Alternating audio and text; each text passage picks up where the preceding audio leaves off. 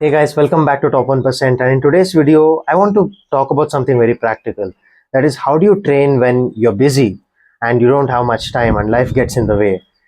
That's something I noticed with my own life. When I was a teenager, when I was in my late teens to early 20s, I could train really easy. Like I had very little responsibilities, I wasn't working, I had a lot of free time, particularly during the pandemic era, where I was at home all day long and training was that one time during the day where it was like an escape from reality. I mean, we all were bored out of our minds staying at home, right? And I used it to get in the best shape of my life. You want to know how I did that? Watch this video right here. It's very interesting. Anyways, coming back to today's video, I'm going to give you some very practical advice on how you can maximize the training results that you get with minimum time and minimum effort. Hey, when I say minimum effort, it doesn't mean you're going to cut corners, you're going to be lazy. Nah, that doesn't work over here. You need to put in the effort, you need to put in the focus and dedication.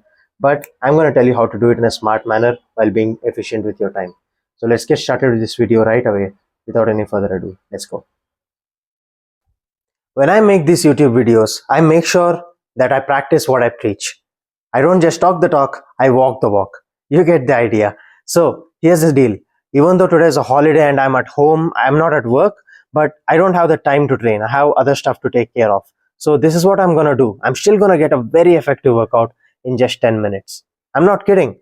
I'm going to get more work done in 10 minutes than most people get it done in 45-50 minutes in the gym. Here's how. This is called every minute on the minute. So what I do is I'm going to set a timer for 10 minutes and then I'm going to alternate between two exercises. Parallel bar dips and pull-ups. As simple as that.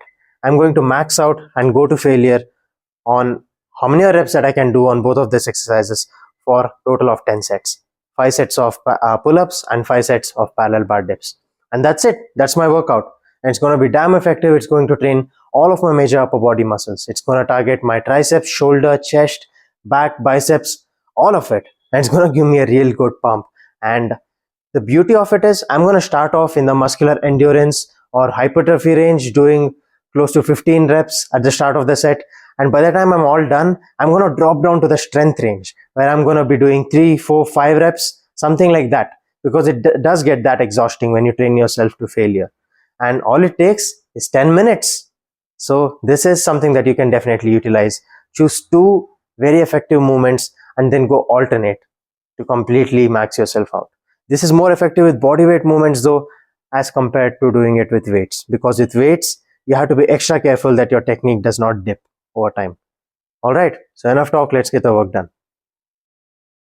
Alright guys, I just finished my 10 minute, every minute on the minute workout, which included parallel bar dips and pull-ups, neutral grip pull-ups, and I'm completely done. I'm still out of breath. My muscles are pumped like crazy.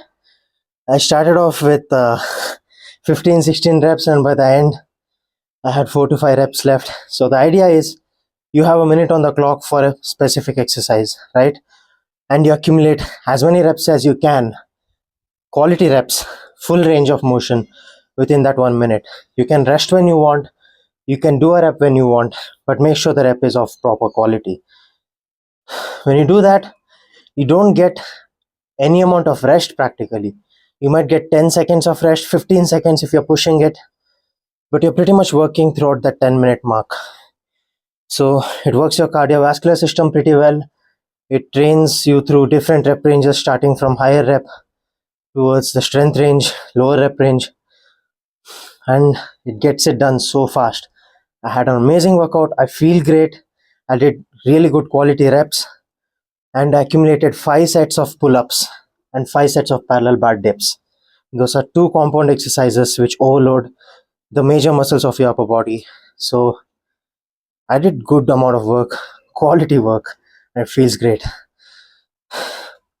Now I'm gonna cool off, take some rest while you enjoy the rest of this video. Okay, so here's what I'm doing with my current training routine.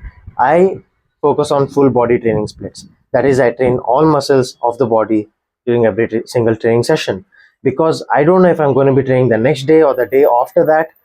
I usually give 1 to 2 days of gap between my training sessions, so I make sure that I hit every muscle that I have to target within the particular training session that I'm doing. And I do this 2 to 3 times in a week, and that's good enough to make decent results, or at least maintain what I have. And that's the first thing. Train using full body splits. And the second thing is train for multiple training goals within the same session. What does that mean? It is simply put in technical terms daily undulating periodization. Don't worry, I'm not going to bore you with some lecture. It's as simple as this. Let's say you want to improve your strength, you want to improve building muscle, you want to improve your power, which is how fast you can express your strength. That's what my main three goals are. So I train all three of those within that same training session. I start off with some power based movements. It could be Olympic lifting, it can be some plyometric jumps, stuff like that.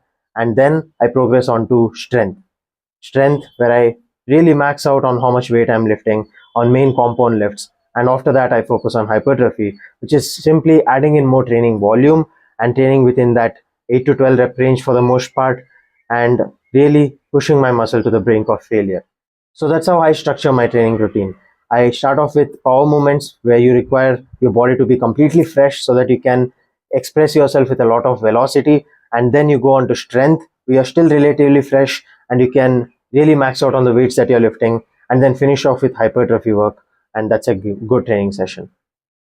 Next up, use exercise techniques that allow you to save time. For example, drop sets, wherein you do an exercise and then you reduce the weight by 15 to 20% or so, and then you continue the same exercise until you reach failure over and over again. In this way, you can accumulate multiple sets of working out on an exercise within very little amount of time. So that allows you to maintain that intensity that you need, which gives you the right stimulus of training and also saves you time. Next, you can do supersets, wherein you can alternate between two exercises. My favorite form of supersets are antagonist paired sets, which in simple terms mean training opposite muscles together. For example, let's say you're training your chest with the bench press. As soon as you're done with that, you go train your back with a cable seated row or something. Since they're opposite muscles, they have the opposite functions. As soon as you're finished with one exercise, you can quickly hop onto the other one and finish it off while you still feel fresh. And by doing so, you can save a lot of time, as you can alternate between two exercises and get the same amount of work that you do in very little amount of time. So supersets and drop sets are an amazing way of getting it done. Next up, it's actually common sense. You choose exercise variations which requires minimal equipment or minimal setting up. For example, setting up for a bench press is a little bit of a tedious process. Let's be honest, if you're lifting heavy, you know what I'm talking about. First off, if you don't have a bench press station in your gym, you might have to set the bench at the right height or the right distance right under the bar. It shouldn't be too much to the left, it shouldn't be too much to the right, it shouldn't be too far forward, it shouldn't be too far back. You know what I mean, right? You need to fine tune the exact positioning of the bench, and then you need to load onto the plates, you need to finish the exercise, you need to put the plates back. That's a lot of work. Instead, what if you did an exercise variation with dumbbells, or you use the cable machine, which doesn't even require you to get weights or re-rack weights? What if you did a calisthenics or body weight variation of an exercise? You can get the same effectiveness out of an exercise, the same training stimulus, while using a variety of different equipments. So when you're short on time, be sure to use equipments that do not need much setting up, do not need much time for you to put the weights back, and be smart with it like that. Next, choose exercises that are a bang for your buck. What do I mean? Choose main compound exercises that target multiple muscle groups and get more amount of work done in lesser amount of time, rather than choosing smaller isolation exercises, in which case it doesn't get a lot of work done, but you need to do a lot of work, a lot of sets, a lot of exercise variations to get the same effect. For example, when you're training shoulder, rather than doing 4 different variations of lateral raises, front raises, and different face pull variations and all that stuff, just stick to your main compound exercise, such as an overhead barbell military press. Get that done, you really push yourself properly and get quality reps done. That's going to get a lot of work done within a lesser amount of time as compared to doing 4 different variations of isolation exercises. This is common sense, but I've seen a lot of people fuck this up. So I just wanted to mention about this as well. So these are some practical advice that I have for you in order to get a proper training stimulus while you're on a busy schedule. It's never a good idea to just skip a workout altogether just because you don't have time. Get something done. You need to accumulate at least about 2 hours of training, 2 hours of resistance training in a week in order to get any sort of substantial results from it. So I get it. Life happens. We all have responsibilities. We all have priorities. But you need to take care of yourself. It flies. Anyways, you need to take care of yourself. And that begins with doing the bare minimum in the gym. So let's get this done. Hopefully, this advice comes of some use to you. That's it for this video. If you enjoyed the video, be sure to hit the thumbs up. Comment down below what other content you want me to cover in the future. Subscribe to the channel and hit the bell icon. It makes an immense difference for me.